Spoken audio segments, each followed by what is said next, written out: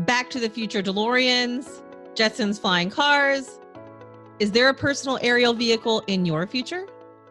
I'm Tonya Hall for ZDNet and Tech Republic, and joining me is Dr. Charles Justiz, Founding Director, JFA Aviation Safety Inc.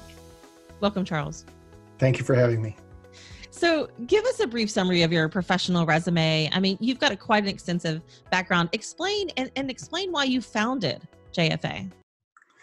Well, I began as a Air Force Academy graduate in 1974, so many years ago. Went straight to pilot training.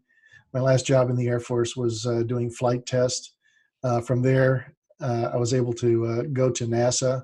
I flew for 30 years as a research pilot at NASA, flying such wonderful airplanes as the 747 shuttle carrier. Got to carry orbiters around the country. Flew the poorly named, but probably apropos named Vomit Comet, where we did zero gravity research, flew the T-38s. I ran the shuttle chase program where we would capture orbiters coming out of space with the T-38s for 13 missions, and ran the shuttle training aircraft program for a while, where we trained all the astronauts how to fly the space shuttle.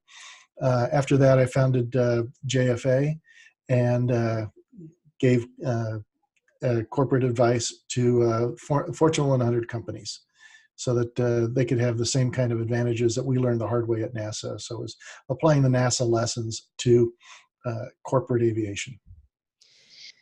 You're on a panel at South by Southwest 2019 to discuss the topic of personal aerial vehicles. And it's sooner than you think. So how do you define personal aerial vehicle, and is there a Jetson flying car in my future, Charles? The answer to the first question is personal area vehicle is exactly what it sounds like. It's whatever you want to fly you around to go wherever you want to go. It's a Jetsons car. And how soon? Very soon. You can get, depending on what size, you can probably get one right now. The technology is there. So we have a couple of other hurdles we have to jump over with respect to perception and the law. But other than that, it's surprising how far and how ready we are at this time. Do we have enough confidence in today's autonomous vehicle technology to apply it off the shelf, or is there still a lot of technology left to develop? The technology is there. Of course, technology just gets better. It's like Elon Musk's self-driving car. It does a great job holding lanes, and it's actually very good at staying behind in rush hour traffic. It stays behind the car in front of it, and has actually had a bunch of saves. It also has some holes in the software. So that's why you have to have a human in the loop. We are about there, in my opinion, with the software, mainly because we have to learn where the holes in the software are. And they're going to be exactly where you don't expect them. They always are.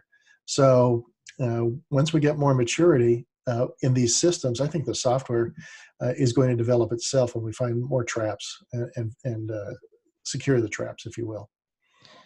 What performance metrics or limitations, if you will, would need to apply, such as airspeed, altitude, rate of climb, in order to make mass market vehicle viable and safe?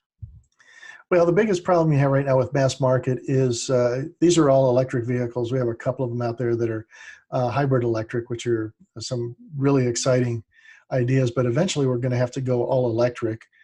The battery technology is what's killing us right now. The same thing that's keeping the range of electric vehicles down where they are. Why can't we have a battery that has enough energy to carry us for 2,000, 3,000, 4,000 miles? Theoretically, you could have a 10,000 mile battery for a car the size of, say, a Tesla Model S. That's not possible right now because we don't know how to build it without having it pretty much eat itself or burn itself up.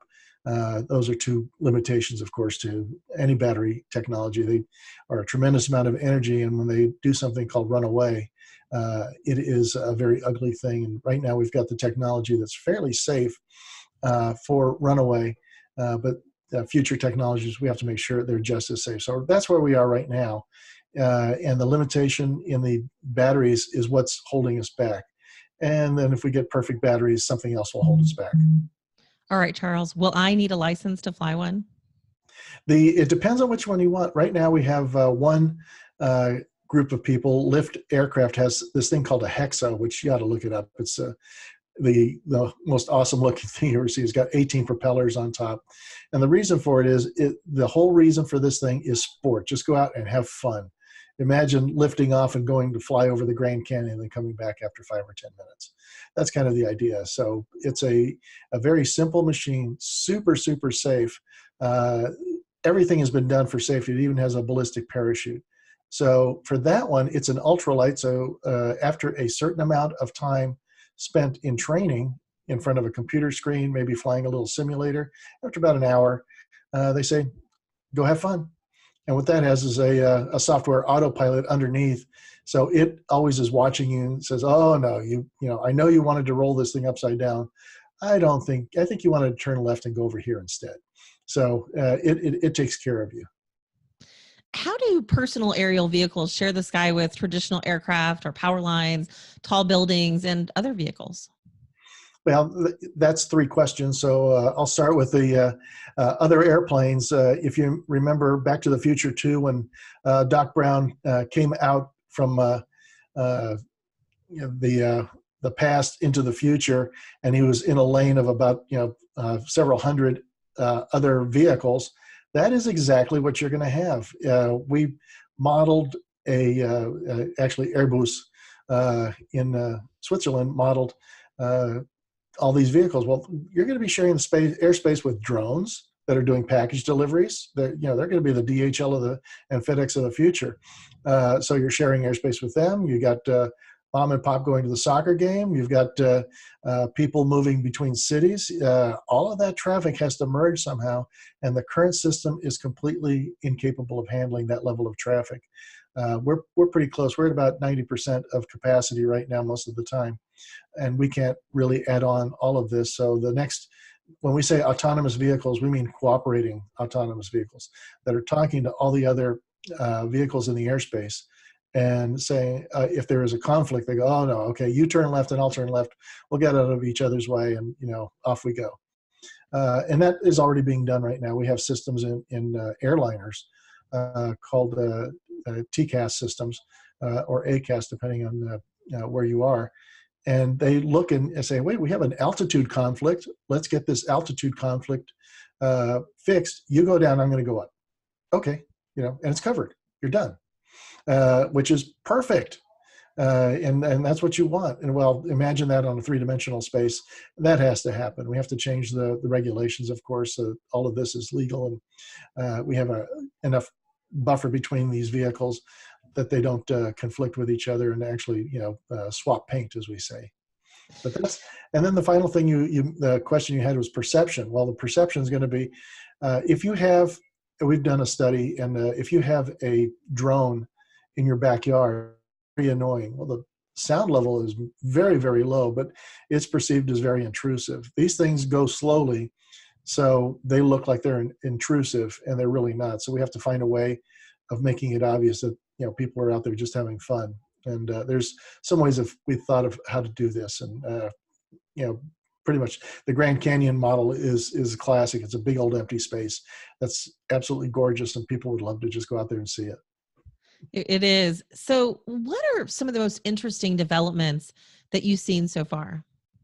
Well, we have one group of innovators that got tremendous backing from some the Fortune 100 folks, some of the billionaires, and they reworked the electric motor to the point that they're getting about twice the power out of that for the same weight. That's a huge innovation. Now, the question is, how much does that change the reliability of the motor? And if it is just as reliable as the old one, that's great. Thumbs up. Good job, guys. The batteries, we've seen a lot of battery technology. We've seen definitely a lot of advance in the software, in the way of, the autopilot system is much more robust. We have an autopilot system in most of these that are also stability augmented systems, so that you don't have one small input bounces you around a whole bunch and makes it very uncomfortable. You'll look at most of these in the videos, and they're rock solid. They're flying beautifully.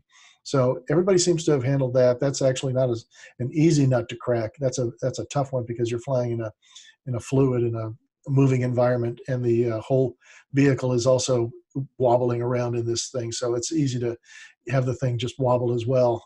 So when you see them that rock steady, that's a huge way forward. That's a huge advance.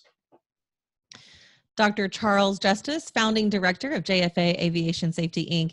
If somebody wants to find you, maybe connect with you, ask questions about this new technology, how can they do that? Oh, you can go to my website, charlesjustice.com. I'm on Facebook. I'm on Twitter, Charles Justice, and just remember the spelling. Thanks again for joining.